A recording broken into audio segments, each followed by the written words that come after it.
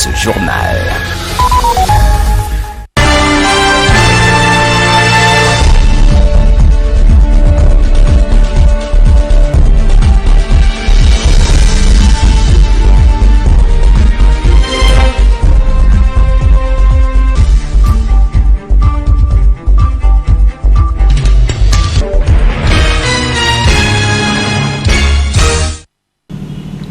Bonjour, bonsoir, tout dépend de l'heure à laquelle vous nous suivez, mesdames, messieurs. Bienvenue à cette grande édition du journal de TPT+, la chaîne panafricaine des diasporas.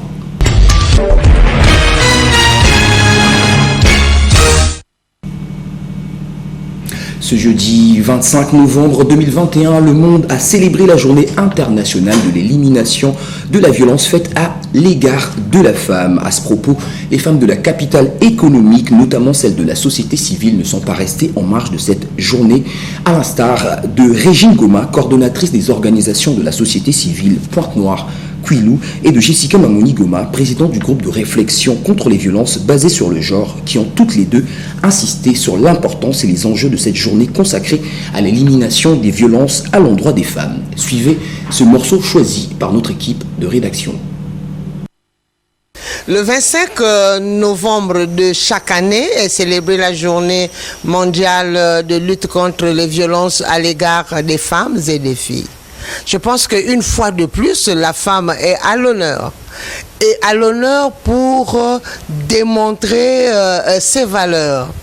Et parmi ces valeurs, il faut éliminer les violences. Cela veut dire la femme est éducatrice. La femme mérite sa place de vivre dans la paix, dans l'harmonie. Et aujourd'hui, c'est au niveau mondial, hein, c'est pas seulement au Congo. Au niveau mondial, nous sommes en train de regarder parmi nous, auprès de nous, qu'est-ce que nous vivons comme dans le cas des violences? Qu'est-ce que nous subissons? Lesquels est-ce qui nous agressent? Pourquoi on nous agresse? Et parfois nous-mêmes aussi, pourquoi nous nous faisons du mal? Et pour tout ça, le point de départ, ce n'est que la formation. Une femme doit être formée, une femme doit être informée, une femme doit être éduquée pour connaître en cas de violence, qu'est-ce qu'elle doit faire. En cas de violence, où est-ce qu'elle peut courir. En cas de violence, quel est le comportement qu'elle doit tenir. La journée internationale pour l'élimination de la violence à l'égard des femmes, une journée que nous commémorons le 25 novembre de chaque année, une journée pour faire un état des lieux en fait, déjà pour faire le point sur la violence à l'égard des femmes, mais pour faire un état des lieux pour savoir si nous sommes vraiment dans la lancée vers l'élimination ou si nous avons encore des choses à faire. Nous avons fait un point, nous avons constaté qu'il y a des choses sur lesquelles nous avançons. Par exemple, nous faisons beaucoup de sensibilisation. Nous veillons à ce que les femmes connaissent leurs droits. Nous veillons à ce que les hommes les connaissent aussi, justement pour ne pas être dans la catégorie des auteurs de violences envers les femmes, pour justement viser cette élimination. Et nous avons constaté qu'il y a quand même des choses à faire encore, parce que oui, c'est vrai, nous sensibilisons. Oui, plusieurs personnes ont connaissance de ces droits, mais il y a encore des choses à faire. Le regard sur la violence reste encore un sujet drôle, un sujet négligé, un sujet méprisé, et nous avons besoin que le maximum de personnes comprennent qu'il s'agit d'une réalité avec des conséquences graves, et justement il faut viser l'élimination pour pouvoir atteindre une baisse considérable des chiffres de violence envers les femmes. Dans le même sillage, les violences faites aux femmes ont des répercussions directes sur les enfants. Malheureusement, en Afrique en général et au Congo en particulier, ces actes de violence posés à l'endroit des femmes sont pris à la légère. Et nombreux sont les hommes qui ignorent que cette violence peut causer plusieurs inconvénients et traumatismes, surtout à l'endroit des enfants. Maltraitance de la femme dans le foyer, une cause de traumatisme chez l'enfant. C'est un reportage de Brady Marden. Semblable aux dégâts que cause une pluie diluvienne, le traumatisme, un dommage ou choc résultant d'une lésion causée par une blessure ou un coup. C'est aussi en psychologie la conséquence d'un trauma psychologique. C'est ce dernier qui est le calvaire ou le vécu de plusieurs enfants. Des enfants rongés par la peur, le stress, en vivant sous leurs yeux la maltraitance de leur maman, perpétrés par leur papa au sein de leur famille. C'est souvent des actes d'une brutalité sans pareil. Le foyer qui devait être un milieu convivial par excellence, renvoyant l'amour, la joie, la paix, la gaieté à satiété, propre pour l'épanouissement d'une famille, semble devenir un milieu hostile. Certains foyers deviennent presque des camps militaires. Hélas, une catégorie des époux exagère dans leurs mauvaises manières, se permettant de maltraiter leurs femmes, même devant leurs enfants, avec des actes de violence verbaux et physiques, faits des insultes, des menaces sexuelles, des coups de poing, aux allures d'une compétition de karaté, de boxe ou de judo. Une marginalisation qui ne dit pas son nom. Bref, cela entraîne chez l'enfant qui le vit au quotidien une lésion intérieure, un choc dans sa tête qui impacte parfois toute sa vie avec pour conséquence directe le déséquilibre sur le plan scolaire, dans la vie sociale et pourquoi pas la mort. Et l'on se rend compte que dans cette vie, il y a beaucoup de traumatisés psychologiques. Ce genre d'enfant, devenu papa ou maman, ce traumatisme aura des répercussions sur sa famille. Combien ne sont-ils pas dans cette situation ? Le trauma psychologique renferme des conséquences émotionnelles pénibles qui peuvent entraîner à l'enfant une désorientation dans la vie, surtout s'il n'est pas suivi par un psychologue. Si la loi divine nous demande d'aimer son prochain, c'est-à-dire lui faire du bien, à plus forte raison à son époux ou à son épouse. Non, l'homme ne doit pas être ennemi de sa femme, mais plutôt un amour. En effet, un confident, afin de faire régner un climat de bonheur dans la famille, propre à favoriser l'épanouissement tous azimuts de sa progéniture. Multipliez-vous, soyez féconds et remplissez la terre, tel dit le principe divin. Mais certaines personnes semblent penser que c'est à eux que Dieu a confié la charge de remplir la terre, au point que la planification des naissances soit reléguée au second plan.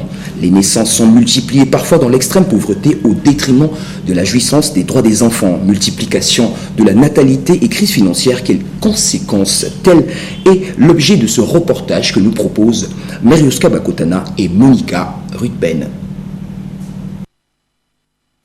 Les conséquences liées au taux de natalité par rapport à la conjoncture actuelle sont visiblement remarquées dans la capitale économique. Un contexte financier qui met les parents sérieusement en difficulté déjà pour payer le loyer, puisque la majeure partie des parents sont locataires. Ajoutez à cela, hélas, la culture africaine en général, congolaise en particulier, de la multiplication des naissances. Des naissances parfois non planifiées deviennent une mer à boire pour les parents. Comme dit un dicton, la table du pauvre est vide, mais son lit est fécond. Car la responsabilité est grande. Il faut nourrir, soigner, vêtir, éduquer, bref. Prendre soin de la progéniture. Comment s'en sortir lorsque la crise financière prend des proportions inquiétantes dans le pays? Voilà qui favorise en bonne partie le phénomène enfant dit de la rue ou enfant en situation de rue. Comme si la rue a déjà mis au monde un enfant. Si ce n'est l'irresponsabilité des parents ou plutôt l'amaigrissement des moyens financiers causés par la crise financière. Je pense bien,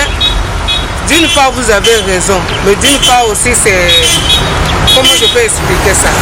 C'est pas tellement aussi bon parce que même s'il y a difficulté, il n'y a pas d'emploi, il y a beaucoup de gens qui sont maintenant au chômage, les gens ne travaillent pas, bon, la monnaie aussi ne circule pas tellement bien comme avant, mais ça ne peut pas empêcher les gens de mettre au monde parce que, par exemple, moi je suis dans un foyer et je ne peux pas refuser à mon mari de faire des enfants, non, c'est impossible. Mettez-vous à ma place. Mais si c'était vous devez refuser à faire des enfants parce qu'il n'y a pas de travail ou bien parce qu'il y a l'épidémie ou bien la pandémie de Covid-19. Non. Ou bien parce que la monnaie ne circule pas bien et puis vous allez freiner ou bien éviter de faire encore des enfants. Non. C'est impossible. Vous allez continuer toujours à faire des enfants. Vous aurez toujours la manière de les éduquer ou bien de les lever.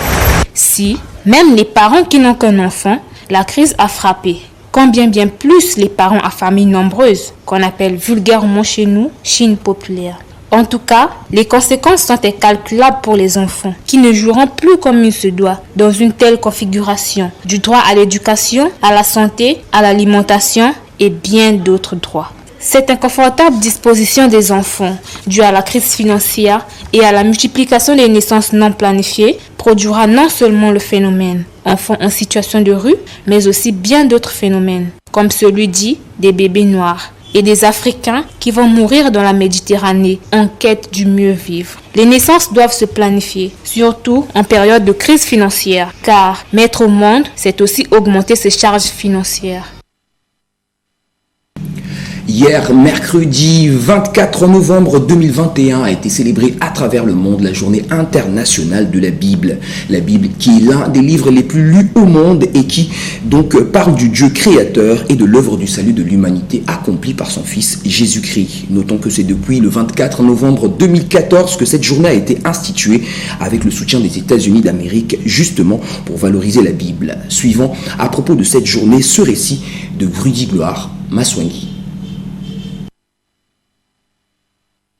Par définition, la Bible est un recueil des textes de l'Ancien et du Nouveau Testament. C'est le livre sacré des chrétiens, encore appelé Saintes Écritures. C'est à l'initiative des États-Unis d'Amérique et plus particulièrement de l'Association de la Bible qu'a été instituée une journée internationale de la Bible, célébrée tous les 24 novembre de l'an. Plus anciennement, l'on a même retrouvé une injonction du président Roosevelt en 1941, ordonnant de célébrer un week-end de la Bible. Pas étonnant, les États-Unis prêtent serment sur la Bible. Il faut garder à l'esprit cette origine américaine pour comprendre cette journée, dont le but est d'encourager la lecture de la Bible, le livre qui vulgarise l'œuvre du salut en Jésus-Christ. L'intention affirmée est clairement prosélyte, et les organisateurs n'hésitent pas d'affirmer qu'il s'agira également d'une occasion de réunir ceux qui aiment Dieu et veulent le remercier. Au Congo, plus précisément à Pointe-Noire, cette journée semble presque très mal connue et des autorités et des populations même chrétiennes.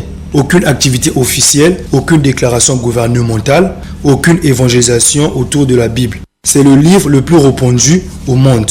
La Bible arrive largement en tête des livres les plus lus au monde. Elle a été vendue à près de 4 milliards d'exemplaires uniquement ces 50 dernières années. La Bible reste le livre le plus vendu à l'heure actuelle. Il est dit qu'elle semble indétrônable. Il ressort d'un texte biblique ce qui suit, je cite, « Que ce livre de la loi ne s'éloigne point de ta bouche. Médite-le jour et nuit pour agir fidèlement selon tout ce qui est écrit. Car c'est alors que tu auras du succès dans tes entreprises, c'est alors que tu réussiras. » Josué 1, le verset 8.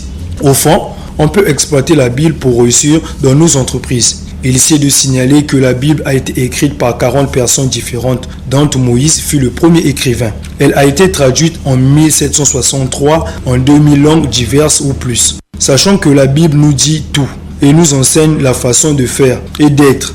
Mettre ces enseignements en pratique peut favoriser la cohésion sociale, l'éducation des familles, un climat apaisé au milieu des politiques et par le fait même le développement socio-économique. La Bible doit être loin d'alimenter les disputes de religion ou les discussions vaines, mais prône plutôt l'amour du prochain. Bouclons cette page locale en jetant un regard sur la qualité des routes de Pointe-Noire. Avec 342 000 km², le Congo est un pays rempli de richesses tous azimuts. Mais force est de constater que Pointe-Noire, sa capitale économique, semble avoir jusqu'à ce jour des routes de mauvaise qualité. Notre équipe de reportage a fait balader sa caméra pour savoir ce qu'il en est exactement. Les détails dans ce reportage, constat de Armélie Madonna. Dès qu'on pense aux routes, on pense au nombre des travaux publics. La route sert à l'intercommunication entre citoyens et entre les peuples. La route est un grand facteur de développement. Une route donc qui a de nids de poules, des trous béants, qui manque de pontes et de canalisation, est la cause de bien d'accidents et favorise le phénomène embouteillage. Autre conséquence des routes dégradées. Au-delà des accidents, il est le fait de manquer en rendez-vous d'affaires, les retards au travail, à l'école, au marché et bien des lieux importants. La route devait être bien et régulièrement entretenue. Placer des dodanes en cas de besoin. Sans la route, pas de bonne santé. Car on est censé se déplacer lorsqu'on est malade, surtout en cas d'urgence. Mais avec quelle route ? Les routes font vraisemblablement défaut dans la capitale de l'or noir. Le développement est au prix de la construction des routes de développement. Car les routes mal construites et mal entretenues nous tuent du jour le jour. Lorsqu'on sait que gouverner, c'est prévoir. Prévoir des bonnes routes, des routes à circulation fluide, donc sans embouteillage, sans crevasse, sans marre d'eau. Lorsqu'on n'a pas prévu, ne soyons pas surpris des dégâts. Comment est-ce que les autres font pour que leur route soit toujours en bon état? Est-ce qu'il faut douter de la compétence de nos autorités compétentes? La ville de Pointe-Noire, capitale économique et ville pétrolière, mérite, l'on dira, des routes dignes, construites dans les règles de l'art.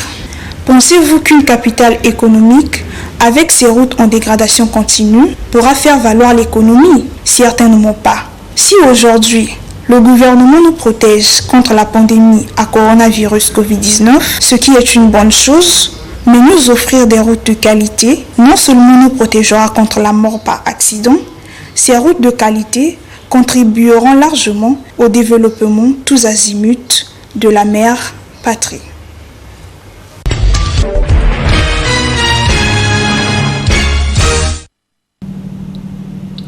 À l'échelle internationale et précisément en Libye, Salif al-Alsim Kadhafi, fils du feu président libyen Mohamed Kadhafi, a été écarté de la course à la présidentielle du 24 décembre prochain. Cette décision pour non-conformité à la loi électorale a été prise par la Haute Commission électorale. Plus de détails avec nos confrères d'Africa News.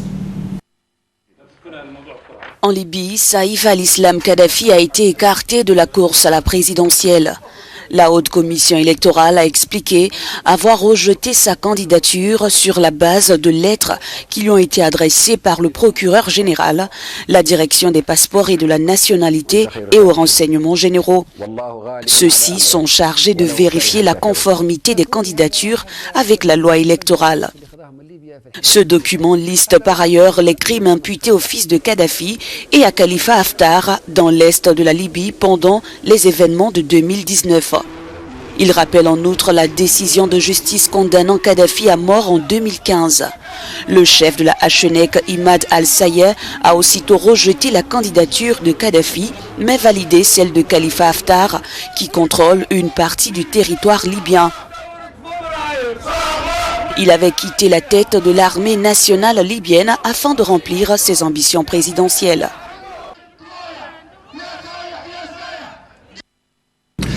Après la Libye et la mise à l'écart de Salif al-Islam Kadhafi, mettons cap sur le Burkina Faso où le gouvernement veut débloquer le convoi militaire français.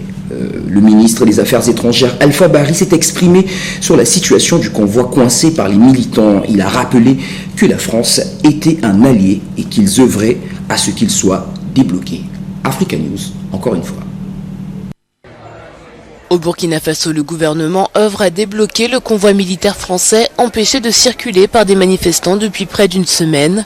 Immobilisé dans une enclave militaire à une trentaine de kilomètres de la capitale Ouagadougou, ce convoi logistique de l'armée française avait déjà été ralenti à plusieurs reprises sur sa route en provenance de Côte d'Ivoire et en direction de Gao, au Mali. Demander leur compréhension, demander à tous les manifestants de rester calmes, de faire confiance au gouvernement, que le convoi qui est destiné pour les forces françaises à Gao n'est pas un convoi qui est contre le Burkina Faso, qui ne va pas pour armer ou pour donc être livré à des terroristes.